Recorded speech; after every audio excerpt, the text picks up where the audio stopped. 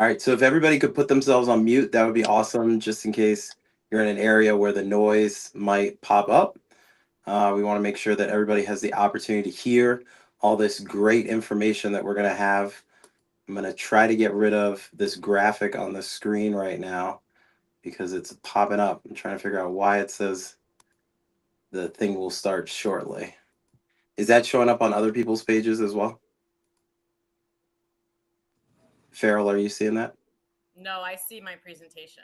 Okay, perfect. All right, if you see your presentation, then we'll go. All right, everybody, so happy to have you here. This was a random idea, and we're so glad that people decided to join us. My name is Jonathan Jenkins and JJ. I'm here with Farrell Frankel. I'll let her introduce herself, but this really sprung out of the idea that we want to make sure people have access to great information. We want to democratize good mental health, good nutrition, good physical health information. And we know athletes are working out in the summer, and we want to be able to give them something that's going to benefit them, benefit their parents, benefit their coaches. But Farrell, I'd love for you to say a little something about the reasons why you wanted to do this. Yeah, thanks. So, as JJ introduced me, I'm Farrell Frankel. I'm a sports dietitian, and I worked in college athletics for the past 8 years and working with college athletes. And then as they go on to become professional athletes, one of the things and the common themes that I noticed is that a lot of them came into college really unprepared in terms of their nutrition habits, not just their knowledge, but their motivation, a lot of just habits that weren't instilled in them at those really informative teen adolescent years. So when JJ and I were kind of talking about like what age group we should select for this presentation, I think this is just a really important topic to cover as adolescents are developing habits and forming ideas about food, and it's such a prime time in their life where their bodies are changing and developing and understanding how food plays a role in that.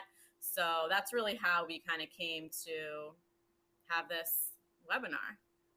Yeah. So we're gonna start off with the food because it's about 6:30 on the East Coast. So some of you might be hungry or might have just had your meal. So we're gonna dive right into that topic for about 30 minutes. We'll have a little bit of time after that to have some questions, and then we'll finish up with the sports psychology stuff. And we'll make sure that you have ways and means to access us after the conversation so that the conversation can continue. But without further ado, I'm going to hand it over to Farrell so she can get into her presentation. Okay, thank you. So, as I just said, I spent the last 8 years working in college athletics, and I worked pretty much with every sport that you can imagine. I worked at Penn State. I was the assistant director of sports nutrition. I worked with 31 different teams. So, I had softball, baseball, fencing, gymnastics, football, any sport that they had. I worked with those athletes. And then I spent the next around 6 years working exclusively in college football, and now I have my own sports nutrition consulting business, Fueled by Farrell, where I work primarily with teen and high school athletes on fueling practices and work with them individually and virtually. So today, what we're going to be addressing in this presentation is I'm basically going to, this is straight from my comment section of my social media. If any of you guys follow me on TikTok, these are kind of the questions that I get from parents and coaches, and the topics that I feel like come up over and over again that people have questions about. So I'm just going to read a couple of them for you. What would you say would be a solid recovery meal? What would be a good before game meal for football players during the season? My son runs track, and getting him to eat before his meet is like pulling teeth. Can you share any ideas?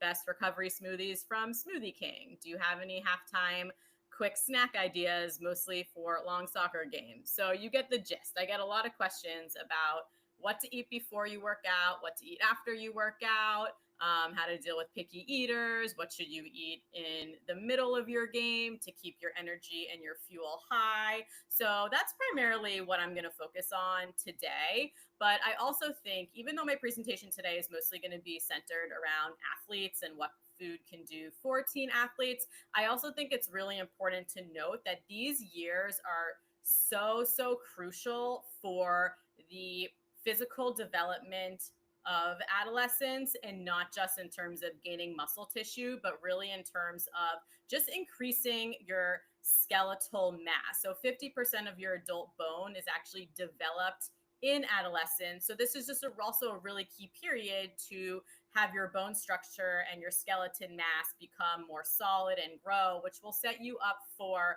a lifetime of health. And some of the key factors affecting bone growth are going to be your nutrition, your hormones, your exercise, your lifestyle. So while I'm going to be mostly talking about performance nutrition today, I think it's important just to keep in mind we're also talking about nutrition for your health and making sure that our teens and adolescents are developing in the way that they need to and using food as a means to do that.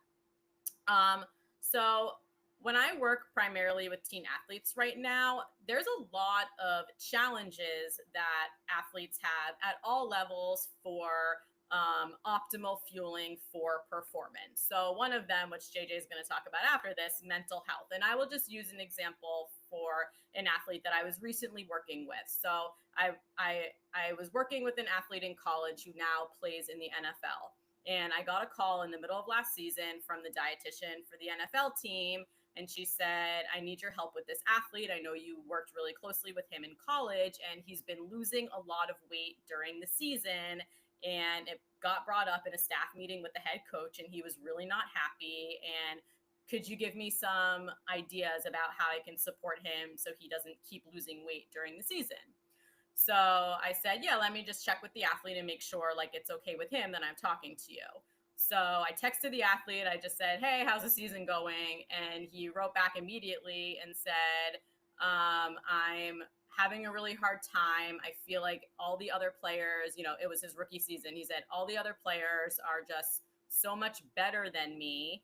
And I'm feeling like I'm having imposter syndrome, and I just feel like really out of place and uncomfortable. And I just don't know that I'm ready to be on this team. And it's really affecting my appetite. Like I just feel really down all the time, and I'm not eating and I'm losing weight. And I didn't even have to say anything about his weight. He brought it up. And so that's just an example of he was just not in a great mental headspace to be fueling his body optimally for what he really needed to be doing on the football field.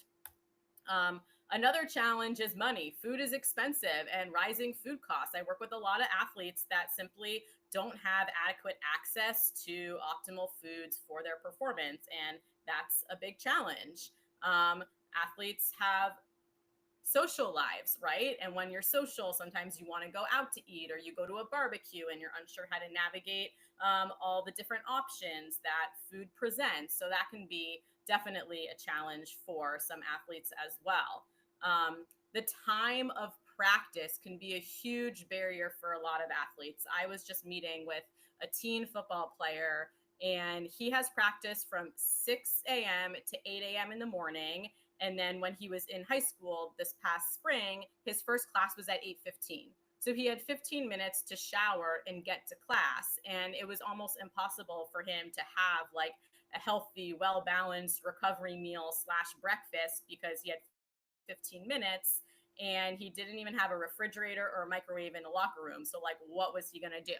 So I actually worked with his mom and his coach to get a microwave in the locker room. So at least he can bring like a breakfast sandwich with him and heat it up, or bring some oatmeal. But sometimes it's just your schedule, the time that you practice can make it really difficult to get the foods into your body that you need for performance. School also, I mean, teen athletes are in school for like 6 or 7 hours a day, and that presents a lot of barriers as well. Sometimes I'll have athletes tell me that they're not allowed to eat during class, or they're not allowed to have, foods that have nuts or trail mix or things like that. And that can present some challenges if I'm working with an athlete that's trying to gain lean muscle tissue, and they have, a 10-minute lunch break at 10 a.m. in the morning, and then they have practice at 4 o'clock and their teachers aren't allowing them to eat in class. Like, how are they going to get food into their body? It can be really challenging. A lot of athletes have either allergies or dietary restrictions that can be really difficult and challenging to work around. Depending on what sport you're playing, your nutrition might really change, right? So if you play offensive line during the fall and you're trying to get big and muscular, and then you're a two sport athlete and you go into basketball season in the winter, then you're trying to lean out. It can be really confusing and complicated to understand what types of foods you put in your body for football season versus basketball season. We also have our picky eaters. So they might have all the money in the world. Their parents and their coaches are making sure they have all the foods that they need to eat. It's presented for them, it's accessible, and they just don't want to eat the food. Maybe it's a texture, maybe it's a temperature, maybe it's the smell, whatever it is. They're not, willing to try some of the foods that might benefit them for their sport. Then there's a lack of knowledge. And I found when I worked in college sports, the first day an athlete, steps foot on the college campus, they meet with me and we do a nutrition assessment where, I'm asking questions like, did you cramp a lot in high school? Do you have any allergies? Are you taking supplements? And then I would ask some questions in the assessment that were kind of gauged at like what their knowledge is. So like, do they understand the difference between a protein and a carb? Do they understand what types of foods you eat at halftime?